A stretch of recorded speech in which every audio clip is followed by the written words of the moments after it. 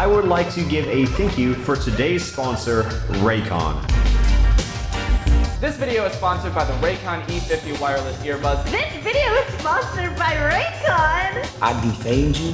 How? Like, this ain't cool. Y'all trying to play with me. I'm obsessed with you. You obsessed with me. This is hush money. Now, I know recently we talked about Ty Lopez, the man, the myth, the legend behind the YouTube ad that reached every corner of the internet. Just bought my brand new dedicated Lamborghini.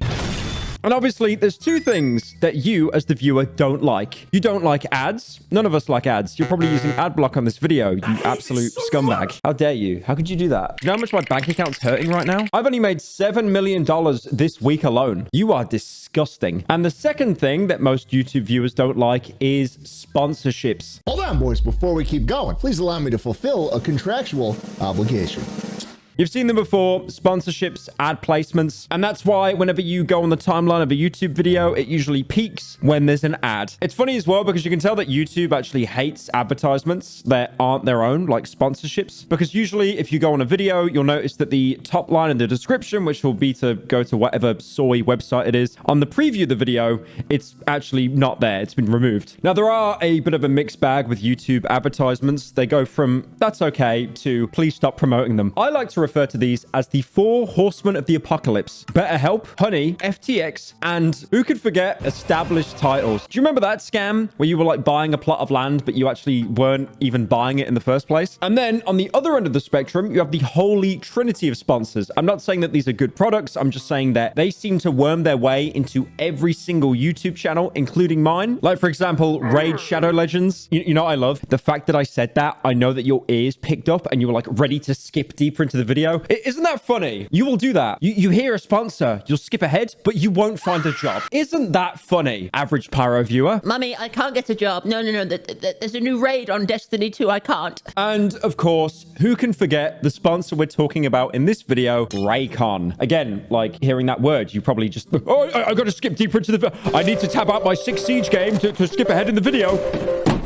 Exiting narrator. Now, RayCon sponsors, as you've probably seen, definitely have died down over the years. Either that, or I've just gotten really good at whenever I hear a sponsor, immediately skipping deeper into the video. But going back to YouTube 2017 to 2019, RayCons were absolutely everywhere. I mean, even I sold out and did a RayCon sponsorship. I mean, the link to my website is actually still up, and you can get 20% off your purchase if you use code birthday. Okay, I don't remember this. Was this a dream? One of you will track down what video that was, definitely. Now, for those that are unaware, RayCons are owned by the American singer and songwriter Ray J. Get it? RayCons. Kind of like how Dr. Dre had his line of Beats headphones, and if you remember them, they were disgustingly overpriced, very mid, and then Apple ended up buying them off Dr. Dre and sticking them on the back end of their website where you can basically never find them. I mean, I'm checking the Apple website now because obviously they bought Beats from Dr. Dre and then just put it in the back end of their website. Like, this is too powerful. We can't have the public know about this. And like, they've been delegated to like phone cases. That was a company that made some of the best selling, although terrible quality, headphones imaginable. And now they're just a glorified phone case. Oh, wait, chargers. The Beats by Dre chargers. My goodness. Well, it seems in the news recently, the owner and founder of RayCons is in a little bit of trouble, and that is with the Kardashian family. So at the minute, Ray J has been like going on a tangent, basically saying that Kim Kardashian and the Kardashians are being federally investigated. And he actually believes that the Kardashians are being looked into for a RICO case, which obviously stands for Racketeer, Influenced and Corrupt Organizations. Well, to give some context about a RICO case, let's go back to the 1970s, where we had the Call of Duty Zombies president, Richard Nixon. Now, you probably don't know who that is. He's the guy from Zombies that goes, "It sounds like someone's breaking in." Sounds like someone breaking in. Just a storm, Dick. Sit down. Zombies.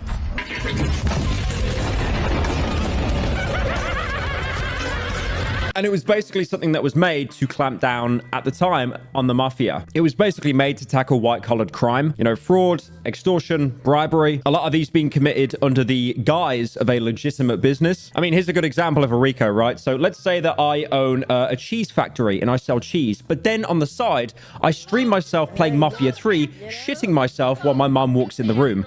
Okay, that wasn't the best example, but it technically is an example. You're shitting yourself! Not yet. Like, for example, when they caught the infamous mob legend Al Capone, it wasn't actually for his killings or drug dealings. It was for tax evasion, which only actually landed him 11 years in jail. And then after that, they did this Al Capone film with Tom Hardy. I'll be honest, I love Tom Hardy. It is one of the worst films I have ever seen. Like, I know the whole meme about A24 films, nothing happens, but this is like an A25 film. Like, actually anti-nothing happens. Like, there is so much unhappening that there's not even nothing to happen in the first place. So obviously the government would use this RICO Act to basically arrest anyone that they wanted to, but technically couldn't. And this was mostly in the mafia, anyone high level, low level, anybody that committed racketeering, which itself is made up of like 35 different crimes. Now, with the context of a RICO and what Ray J is accusing the Kardashians of, he's actually came out himself and said what the Kardashians are doing is worse than Diddy. That is actually what this guy has said word for word. Now, if you look at the document, it actually describes the Kardashians believe that Ray J had been like incredibly antagonistic towards Kim and also her family since they broke up in 2006, basically trying to start some feud between them. Unable to accept the end of his fleeting relationship with Miss Kardashian over 20 years ago, Ray J has repeatedly sought to attach himself to plaintiffs' names and exploit their prominence for personal gain. It is kind of funny that all of this allegedly started when Kim and Ray J filmed a porno together, which was called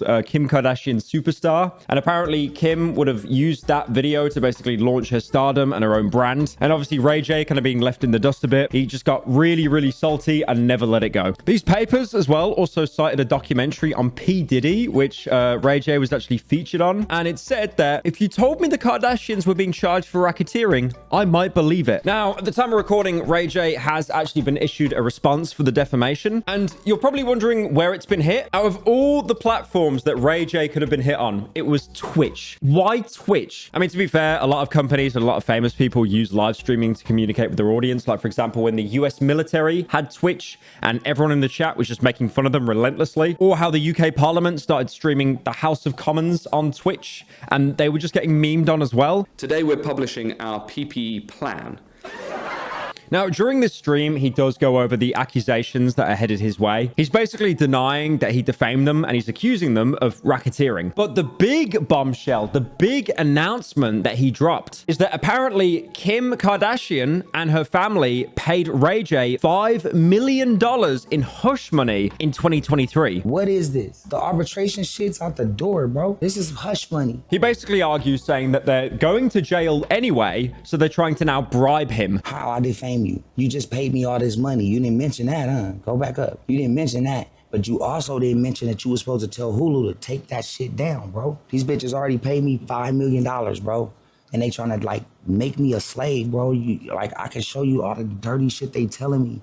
This ain't even no money. So he seems to have it in his head, the owner of RayCon, again, that the Kardashians are going to jail and they just want to keep him quiet so he doesn't stack on top of it. He also claims as well that Kris Jenner, which is Kim's mom, was apparently the one behind the shooting of that sex tape that I talked about earlier. This is hush money from a lie that you created. You went online and said that you didn't do you're like, Chris, you told me what to do. You made me shoot another dirty sex tape with your daughter and you made me do dirty things, yo. And you made me feel every day like it ain't okay. Like this is not okay. Also, I do want to say as well, I know it's not really that relevant, but why is Ray J's stream camera setup so good? Like most people just have like a normal DSLR or like a webcam. This guy, look at his camera. Look at the depth of field. It's like he's shooting an episode of Mr. Robot or something. Now, like I said earlier, Kim and Ray J do have a lot of history together going back to 2002 to 2006. They were dating and then this hilarious adult film gets leaked online. Leaked.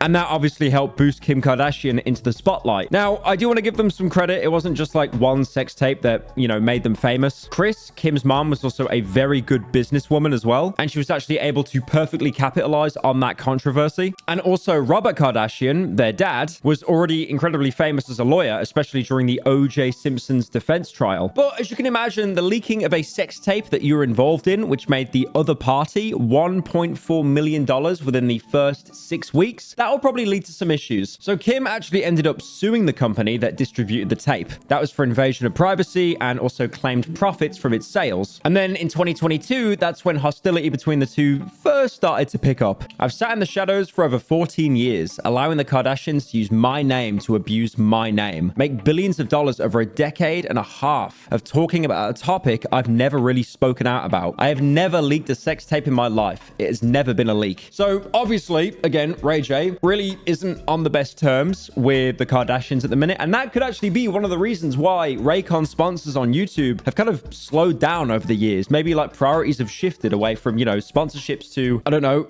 ending the Kardashian dynasty. But again, like two of them did a sex tape. Kim Kardashian went on to be one of the most influential women in the world, giving eating disorders to women across the globe. And then you've got Ray J, who makes earbuds. And that's it. That's all I know about the guy.